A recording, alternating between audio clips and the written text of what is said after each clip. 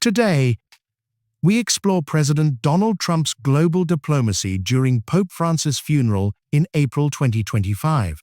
This event in Rome gathered world leaders, creating a unique platform for international relations. We'll examine Trump's interactions, their diplomatic impact, and the global context of the funeral. Pope Francis, beloved as the People's Pope, died on April 21, 2025 at age 88. His funeral on April 26 in St. Peter's Square drew over 250,000 mourners. Around 170 heads of state attended, including President Trump and First Lady Melania.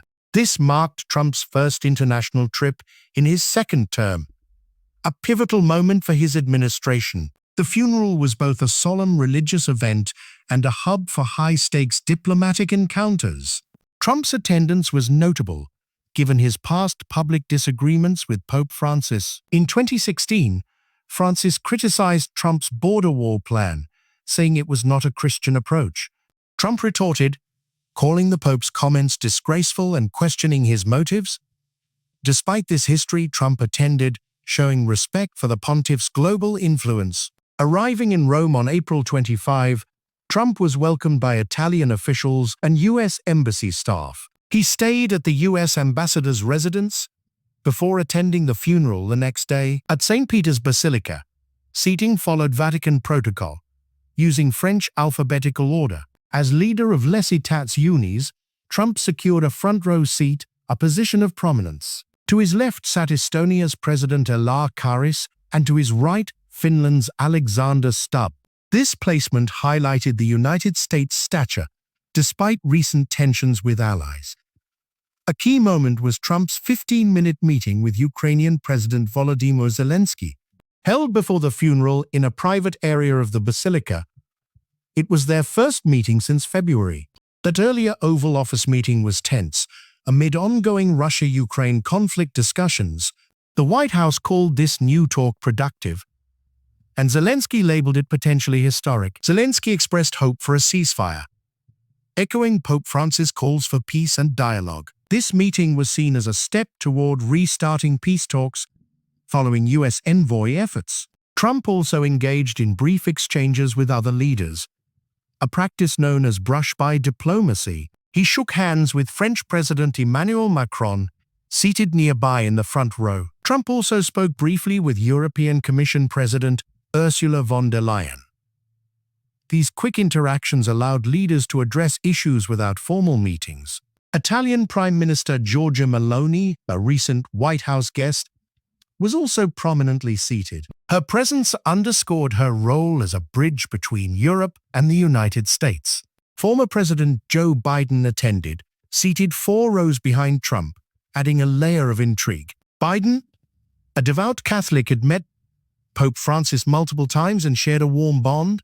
Their presence together was rare, given their sharp political rivalry. Trump's recent global tariffs had strained relations with allies, complicating his diplomacy. A 90-day tariff pause excluding China was announced, easing some tensions. Trump claimed 200 trade deals were made, though specifics were not provided. He also mentioned ongoing trade talks with Chinese President Xi Jinping. Beijing, however, denied recent trade discussions, raising doubts about Trump's claims. The absence of Russia's Vladimir Putin limited direct talks on the Russia-Ukraine conflict. Israel sent only its ambassador, a downgrade from past papal funerals due to Francis' criticism. Francis had called Israel's actions in Gaza cruel, prompting diplomatic friction. During the funeral mass, the sign of peace saw leaders exchange handshakes, even with rivals. Trump participated, shaking hands with Macron and others, showing diplomatic courtesy. The event reflected Pope Francis' legacy of promoting peace and unity across nations. His advocacy for dialogue was evident in moments like Trump's meeting with Zelensky. Former U.S. Ambassador to the Vatican Donald praised Trump's attendance. Donnelly said the Zelensky meeting would have inspired Pope Francis' hope for peace. Critics, however, saw Trump's presence as a publicity stunt, not genuine mourning. Some called it hypocritical, citing his policies against Francis' teachings on compassion. On platforms like X, Opinions were divided, with some praising Trump's leadership. Others viewed his attendance as a calculated move for media attention. Trump described his trip as a respectful gesture for a man who loved the world. He highlighted his leader meetings, suggesting progress on trade and peace. The funeral underscored the complex balance of diplomacy in a time of global uncertainty. Trump's America First policies often clashed with the interconnected world at the Vatican. Yet his actions showed a pragmatic effort to maintain U.S. global influence. Prince William, representing King Charles III, added a royal presence to the event. British Prime Minister Keir Starmer and Foreign Secretary David Lammy also attended. The funeral was a rare gathering, similar to Queen Elizabeth II's funeral in 2022. It offered a platform to address critical issues like trade, war, and immigration. Trump's immigration policies faced declining approval, with polls showing public discontent. His tariffs also drew criticism, making his diplomatic moves closely watched. The Vatican employed extensive security, with NATO jets and thousands of police. This ensured safety for leaders and mourners during the high-profile event. Per Francis' wishes, the funeral was simple, with a wooden coffin and minimal ceremony. Yet, its global significance drew immense attention from media and analysts. Trump's 14-hour Rome visit was packed with diplomatic activity. His handshakes and meetings, especially with Zelensky, were globally scrutinized. The event highlighted the US's complex role in global affairs under Trump. Some saw his attendance as a positive step, while others remained skeptical. The funeral was a microcosm of 2025's global diplomatic challenges. Trade wars, ongoing conflicts, and migration issues dominated discussions. Trump's brief talks with European leaders hinted at potential trade agreements. He suggested a possible EU summit, indicating openness to negotiations. The absence of Chinese and Russian leaders limited broader global dialogue.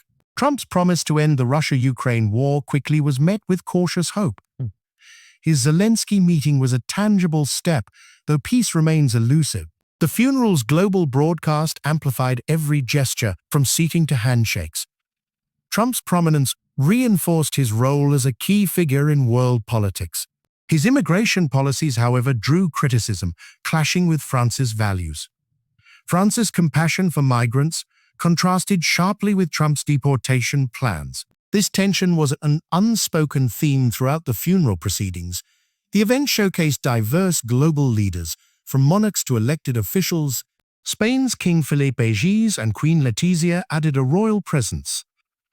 Argentina's President Javier Milei, from France's homeland, had a front-row seat. Milei had once criticized Francis, but later softened his stance. The funeral was a moment of unity, yet it highlighted global divisions. Trump's role was central. As his policies shaped global views of the US, his brief Rome visit left a lasting mark on the international stage. Diplomacy, even at a funeral, is complex and fraught with challenges. Pope Francis' funeral was a testament to his legacy and a diplomatic crucible. Trump's actions will be analyzed for years as a study in global leadership. Thank you for joining us to explore this historic moment. Stay tuned for more.